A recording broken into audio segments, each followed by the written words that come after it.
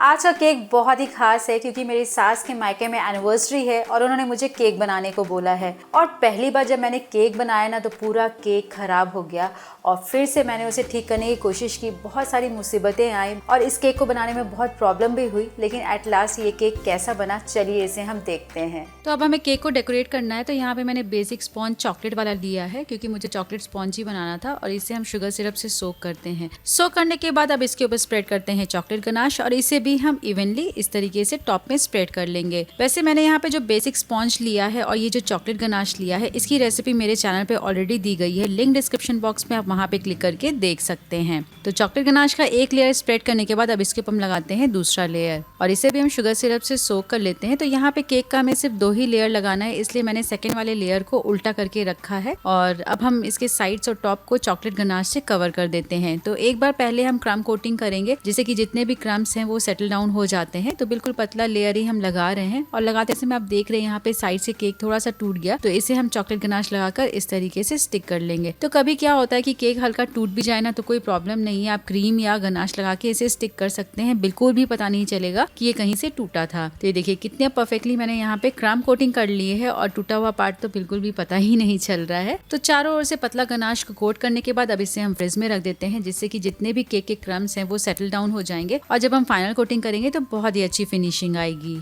तो आधे घंटा हो गया है और केक को मैंने फ्रिज से बाहर निकाल लिया है और अब इसके ऊपर हम फाइनल कोटिंग के लिए स्प्रेड करते हैं चॉकलेट गनाश। अच्छी क्वांटिटी में हम टॉप में चॉकलेट गनाश डालेंगे और इस समय जब हम चॉकलेट गनाश ऊपर की तरफ से डालते हैं ना तो क्रम्स बिल्कुल भी ऊपर नहीं आएंगे और बहुत ही अच्छी फिनिशिंग आएगी। और इस तरीके से पैलेट नाइफ से हम इवनली इसे स्प्रेड कर लेते हैं। साइड में भी हम अच्छी क्वांटिटी में चॉकलेट गनाश लगाते हैं। वैसे तो चॉकलेट गनाश फ्रेश क्रीम से बनता है, लेकिन यहाँ पर मैंने दूध का इस्तेमाल करके गनाश बनाया है जिसकी रेसिपी आप नीचे डिस्क्रिप्शन बॉक्स में लिंक है, वहाँ पे क्लिक करके देख सकते हैं।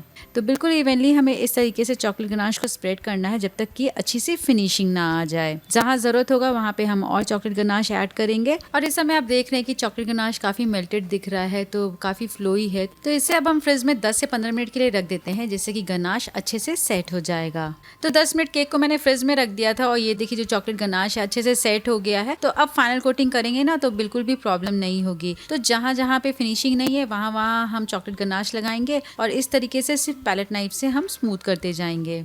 वैसे तो केक को डेकोरेट करने के लिए आप चॉकलेट क्रीम, व्हिप्ड क्रीम, किसी भी क्रीम का इस्तेमाल कर सकते हैं, लेकिन जिनके लिए मैं ये केक बना रही हूँ ना उनको क्रीम बिल्कुल भी पसंद नहीं है, इसलिए यहाँ पर मैं पूरे केक को चॉकलेट गनाश से कवर कर रही हूँ। तो देखिए कितनी अच्छी सी फिनिशिंग आ गई है। अब इसमें हमें और कुछ भी नहीं करना है, बस इसे अब हम इसी टाइम फ्रिज में रख देंगे और इस केक को डेकोरेट करने के लिए चलिए बनाते एक सुंदर सी चॉकलेट गार्निशिंग। तो चॉकलेट गार्निशिंग बनाने के लिए यहाँ पे मैंने व्हाइट कंपाउंड लिया है, वैसे तो आप डार्क मिल्क कोई भी ले सकते हैं और इसे हम डबल बॉयलर या फिर माइक्रोवेव मेथड से अच्छे से मेल्ट कर लेते हैं। डबल बॉयलर से कैसे मेल्ट करना है ये मैंने ऑलरेडी बताया हुआ है बहुत सारे वीडियो में, आप वहाँ पे क्लिक करके देख सकते हैं। तो ये देखिए व्हाइट चॉकलेट बहुत ही अच्छे से मेल्ट हो गई, कितनी फ्लोई दिख रही है। और चलिए गार्निशिंग बनाने के लिए मैंने ये OHP शीट ली है। मैंने इस तरीके से इसे लंबा कट कर लिया है क्योंकि मुझे जो डिजाइन बनानी थी वो ऐसे ही लंबी चाहिए। वैसे ये शीट A4 साइज में मिलती है और इसे आप कैसे भी कट कर सकते हैं। और ये देखिए इसके ऊपर मैंने ना इस तरीके से डार्क कंपाउंड को मेल्ट करके रैंडमली स्प्रेड कर लिया है। तो यहाँ पे कोई स्पेसिफिक डिजाइन नहीं बनानी है, इसी तरीके से स्प्रेड करना है और इसे हम 5 मिनट के लिए ऐसे ही छोड़ देते हैं जिससे कि ये अच्छे से सेट हो जाएगी। तो जब ये चॉकलेट ऊपर से अच्छे से सेट हो जाएगी ना तब इसके ऊपर हम पोर करेंगे व्हाइट चॉकलेट। व्हाइट चॉकलेट को इवनली हम पैलेट नाइफ से इस तरीके से स्प्रेड करेंगे और ध्यान रहे कि यहाँ पे जब व्हाइट चॉकलेट आप पोर करें ना तो ये गर्म नहीं होनी चाहिए, नहीं तो नीचे वाली चॉकलेट जो है मेल्ट हो जाएगी। आप देख रहे ना स्प्रेड करते समय नीचे वाली चॉकलेट थोड़ी सी मेल्टेड दिख रही है क्योंकि मैंने यहाँ पे जल्दबाजी में जो व्हाइट चॉकलेट थी ना वो थोड़ी गर्म ही पोर कर दी इसके ऊपर। तो ये आपको जरूर ध्यान रखना है कि पोर करते समय चॉकलेट गर्म नहीं होनी चाहिए। अब इसे हम इस तरीके से जेंटली लिफ्ट कर देते हैं और रूम टेम्परेचर पे इसे हम 5 मिनट के लिए छोड़ देंगे जिससे कि ऊपर का पार्ट अच्छे से सेट हो जाएगा। 5 मिनट हो गया है, ये देखिए ये अच्छे से सेट हो गया। जब हम हाथ से टच कर रहे हैं ना तो बिल्कुल हाथ में चॉकलेट लग नहीं रही है, इसका मतलब है कि चॉकलेट सेट हो गई है। और जो हमें डिजाइन बनानी है ना उसके लिए हम इस तरीके से इसे कट करते हैं। तो थोड़ी थोड़ी दूर पे हम सिर्फ इसी तरीके से कट करेंगे और कुछ भी हमें नहीं करना है। और अब हम शीट को इस तरीके से मोड़ेंगे। मोड़ते समय ये ध्यान रखना है कि चॉकलेट फुली सेट नहीं होनी चाहिए, नहीं तो जो गार्निशिंग है वो सभी टूट जाएगी। तो इस तरीके से बिल्कुल जेंटली हम दोनों साइड्स को फोल्ड कर लेते हैं और अब हम शीट के ऊपर इस तरीके से रबर बैंड लगा देंगे ताकि जो गार्निशिंग की डिजाइन जो हमें बनानी है ना वो बिल्कुल परफेक्ट बन के निकले। तो इस तरीके से बड़ा शीट मैंने लिया है, तो यहाँ पे लगभग 4 से 5 रबर बैंड हम लगाएंगे और इस समय अब इसे हमें रूम टेम्परेचर पे नहीं छोड़ना है, इसे हम फ्रिज में रखेंगे 15 मिनट के लिए। तो 15 मिनट हो गया फ्रिज में रखते हुए और ये जो गार्निशिंग है ना बहुत अच्छे से सेट हो गई है। तो चलिए बहुत ही जेंटली हम सबसे पहले रबर बैंड को निकालेंगे। साइड वाले रबर बैंड को निकाल कर OHP शीट को हम लूज कर लेंगे। जैसे ही ये गार्निशिंग सेट हो जाती है ना, OHP शीट ऑटोमेटिक अपने आप निकल जाती है। और ये देखिए जब मैं गार्निशिंग को निकाल रही हूँ ना, तो ये देखिए गार्निशिंग जो है टूट गई है, 2 पार्ट में हो गई है। और फ्रेंड्स गार्निशिंग को बनाते समय मुझे सही में डर भी लग रहा था कि कहीं ये टूट ना जाए, लेकिन मैंने भी सोचा कि बनाते हैं शायद बन जाए, लेकिन एक भी गार्निशिंग ठीक से नहीं बनी। और इस गार्निशिंग को बनाते समय मैंने क्या गलती की है ये मुझे मालूम है और ये मैं आपके साथ जरूर शेयर करूंगी ताकि आप भी इसे गलत ना बनाएं और इसे कैसे परफेक्ट बनाना है ये मैं आपको आगे बताती हूँ। और ये देखिए सभी गार्निशिंग को मैंने निकाल लिया और यहाँ पे आप देख रहे हैं कि सभी टूटी हुई निकली है, सिर्फ 2 गार्निशिंग जो है परफेक्ट बनी है। और मैं सोच रही हूँ कि एक बार इस गार्निशिंग से केक को डेकोरेट करके देखते हैं कैसा बनता है। तो इस तरीके से मैं केक के ऊपर अरेंज करके देख रही हूँ सभी साइड्स में कि लगाने के बाद ये गार्निशिंग कैसी लगेगी। अभी मैं यहाँ पे फाइनली स्टिक नहीं कर रही हूँ, ये केक अच्छे से सेट है और कहीं कहीं थोड़ी थोड़ी दूर पे इस तरीके से मैं प्लेस करके देख रही हूँ कि कैसा बनेगा ये केक। अगर अच्छा लगेगा तो मैं इसी को ही यूज कर लूंगी और नहीं अच्छा लगेगा तो फिर कुछ डिजाइन और सोचनी पड़ेगी, क्योंकि मुझे तो मदर इन लॉ को एनी हाउ देना ही है। सच बोलूं तो बनने के बाद ये केक मुझे बिल्कुल भी अच्छा नहीं लग रहा है, बिल्कुल भी फिनिशिंग नहीं आई है। तो मैंने सोचा कि मैं अब इसके ऊपर दूसरा डिजाइन बनाती हूँ। तो सभी गार्निशिंग को एक बार हटा देते हैं और हटाने के बाद आप देख रहे हैं ना यहाँ पर जो बीच में है अनइवन सा लग रहा है। और मेरे पास सच बोलूं तो अभी चॉकलेट गनाश भी खत्म हो चुका है। अब मुझे उसके बगैर ही कुछ बनाना है ताकि ये जो अनइवन पार्ट है ना वो अच्छे से छुप जाए। तो यहाँ पे मैंने जो आइडिया सोचा है ना उसके लिए मुझे ये मिल्क चॉकलेट चाहिए और मिल्क चॉकलेट को मैंने अच्छे से मेल्ट कर लिया है। और अब इसमें हम डालते हैं तेल। तेल डालने से क्या होता है, जो चॉकलेट है काफी लाइट हो जाती है और इसका जो क्रंचीपन है ना वो खत्म हो जाता है। तो जब हम केक के ऊपर पोर करेंगे ना तो कटिंग बहुत ही सॉफ्टली होगी। और तेल को अच्छे से मिक्स करने के बाद अब मैं सोच रही हूँ कि इसी चॉकलेट को ऊपर की तरफ से पोर कर देंगे ना तो ये जो अनइवन सा पार्ट है वो सभी छुप जाएगा और देखने में अच्छा लगेगा। वैसे तो आप सेम तरीके को फॉलो करके ना यहाँ पे डार्क चॉकलेट भी पोर कर सकते थे, लेकिन मेरे पास डार्क चॉकलेट भी खत्म हो गई थी, इसीलिए मैं चॉकलेट गनाश नहीं बना पाई और इसीलिए मैं यहाँ पे मिल्क चॉकलेट का इस्तेमाल कर रही हूँ। आप यहाँ पे चाहें तो व्हाइट चॉकलेट का भी इस्तेमाल कर सकते हैं। तो आप देख रहे हैं ना बिल्कुल भी अब लग नहीं रहा है कि अंदर से ये कैसा था, ऊपर से बिल्कुल इवन हो गया है। और अब जो साइड्स में जो एक्स्ट्रा चॉकलेट ड्रिप हुई है इसे हम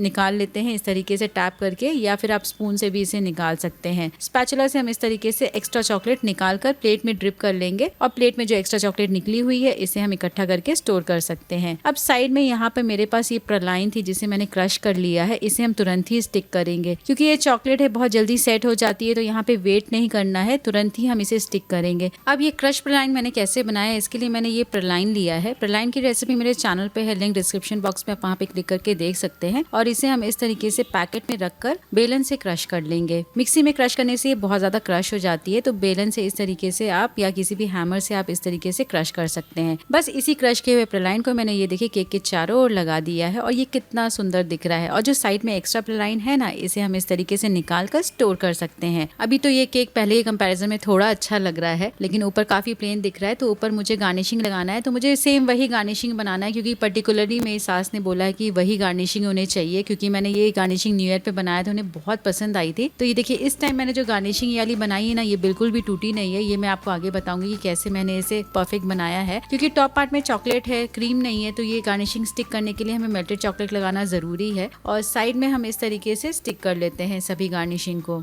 तो यहाँ पे भी मैंने थोड़ी थोड़ी दूर पे इस गार्निशिंग को चॉकलेट लगा के स्टिक किया है, लेकिन मुझे इस टाइम भी ये केक उतना अच्छा नहीं लग रहा है, कुछ तो गड़बड़ लग रहा है, इसलिए मैंने फिर से गार्निशिंग को हटाया और अब मैं दूसरी तरीके से इसे स्टिक कर रही हूँ। कभी कभी एक केक को बनाने में काफी टाइम लग जाता है और मुझे इस केक को बनाने में बिल्कुल भी सेटिस्फैक्शन नहीं मिल रहा है, मुझे बिल्कुल भी अच्छा नहीं लग रहा है, इसलिए मैं बार बार ट्राई कर रही हूँ जब तक ये अच्छा ना बन जाए। शायद यहाँ पे भी बहुत सारे होम बेकर होंगे या बिगनर्स होंगे, तो प्लीज आप क्विट नहीं कीजिए, ट्राई करते रहिए, तो जरूर लास्ट में अच्छा ही बनेगा। तो लगाते समय ये देखिए गार्निशिंग टूट गई थी, तो एक साइड में हम मेल्टेड चॉकलेट लगाते हैं और इसे हम फ्रिज में 5 मिनट के लिए रख देंगे। 5 मिनट बाद देखिए ये गार्निशिंग बिल्कुल भी नहीं लग रहा है कि ये टूटी हुई गार्निशिंग है, क्योंकि ये इतनी सॉफ्ट होती है ना कि हैंडल करना थोड़ा सा डिफिकल्ट होता है। तो अगर ये टूट जाए तो इस तरीके से आप स्टिक कर सकते हैं। अब मुझे यहाँ पे केक थोड़ा सा अच्छा लग रहा है और अब हम बीच में लगाते हैं प्रलाइन। तो प्रलाइन जो मैंने पहले दिखाया था उसे मैंने रफली तोड़ लिया था और इस तरीके से हम बीच में लगा रहे हैं, लेकिन बीच में लगाने के बाद भी मुझे यहाँ पे सेटिस्फैक्शन नहीं मिल रहा है, क्योंकि ये देखने में अच्छा नहीं लग रहा है, तो इस समय मैंने क्या किया, सभी प्रलाइन को भी मैंने निकाल दिया और क्रश किए हुए प्रलाइन को मैंने यहाँ पे इस तरीके से स्प्रिंकल कर दिया। तो इससे क्या हुआ कि जो नीचे का अनइवन पार्ट था वो छुप भी गया और ये देखने में ज्यादा ही अच्छा लग रहा है। तो फाइनली हमारा केक रेडी हो गया है और मुझे ये बहुत पसंद आ रहा है। आप भी मुझे कमेंट करके बताइए कि आपको ये केक कैसा लगा।